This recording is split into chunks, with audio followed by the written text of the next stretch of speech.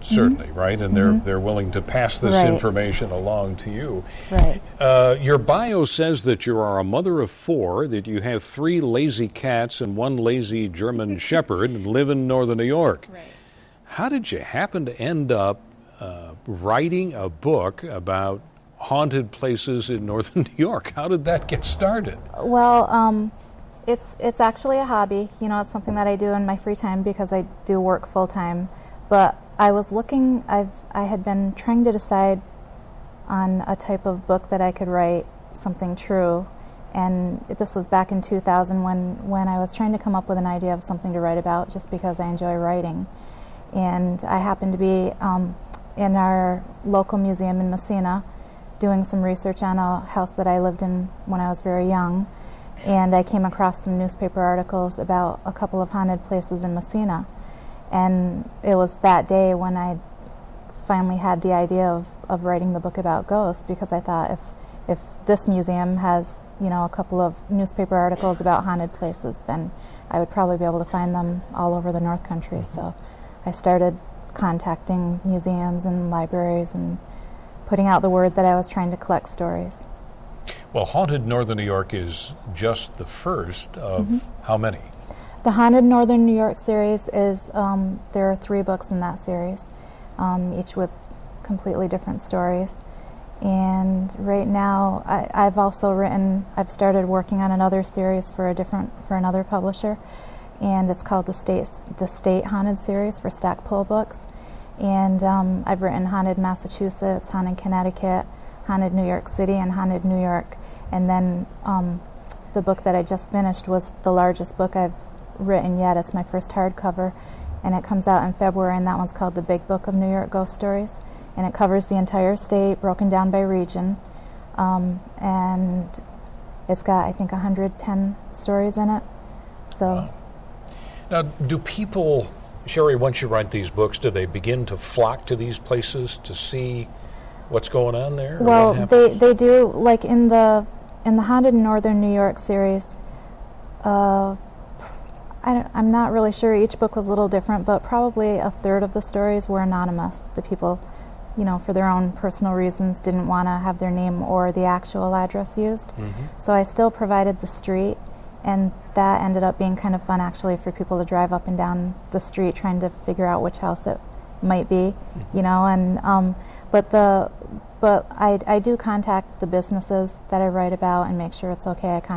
Before I include a story about a private residence, I have to, if I'm going to use their name, I have to, you know, make sure that it's okay with them and that the story sounds okay to them.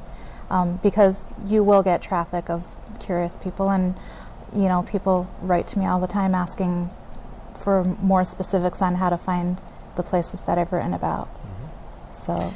Well, there's been an enormous amount of literature about ghosts and haunted things. Dickens was one that leaps to mind with A Christmas Carol, Ichabod Crane, and, you know, just a variety of other of these.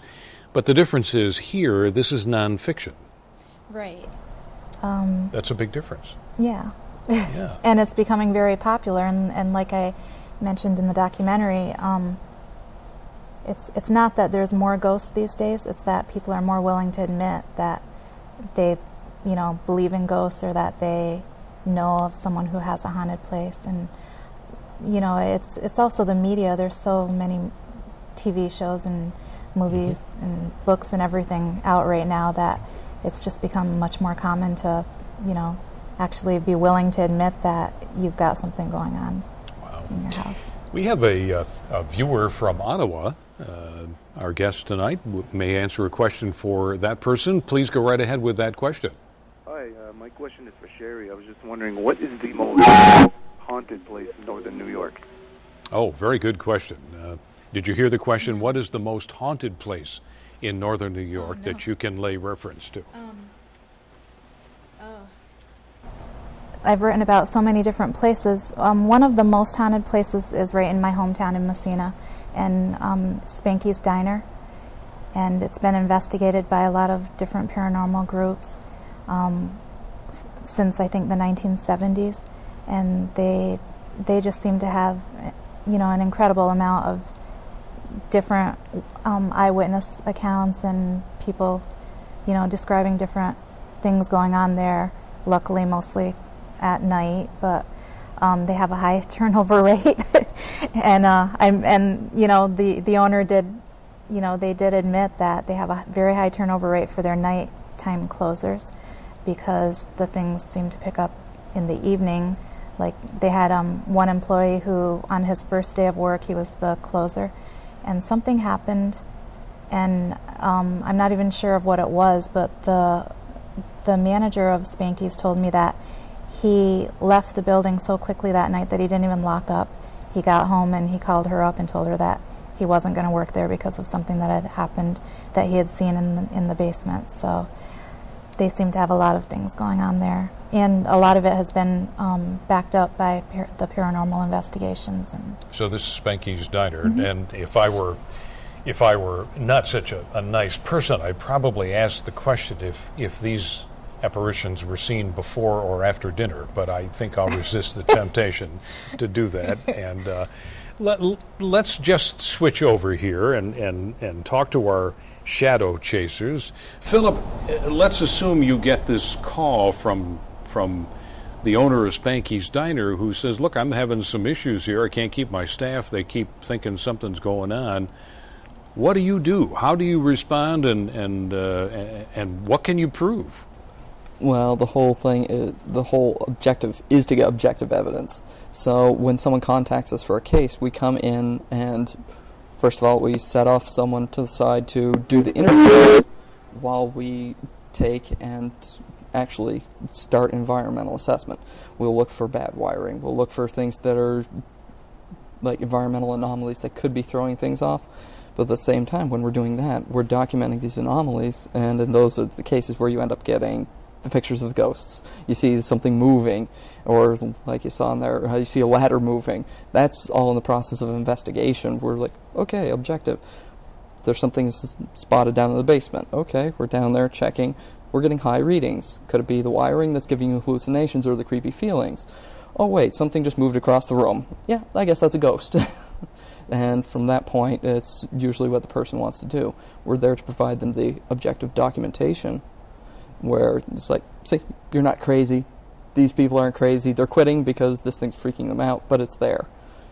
And that's where we move into. Do you give them certification at the end of this investigation? You say, boy, you are a certified haunted place. Or what do you do? We actually take, and we're running the documentation at the end. The cameras are recording the entire investigation, and at the end of it, we provide the person that requested us to come in of that location, we provide them with a technical report that states each piece of evidence and each piece of what methods we were using and where and what the results were for each independent piece.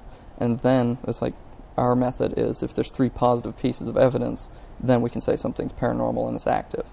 And with that, they get the DVD of the entire investigation where they can see where we got the results where. So they can just look at that report and watch the DVD at the same time, go, that's there, and they can see for themselves.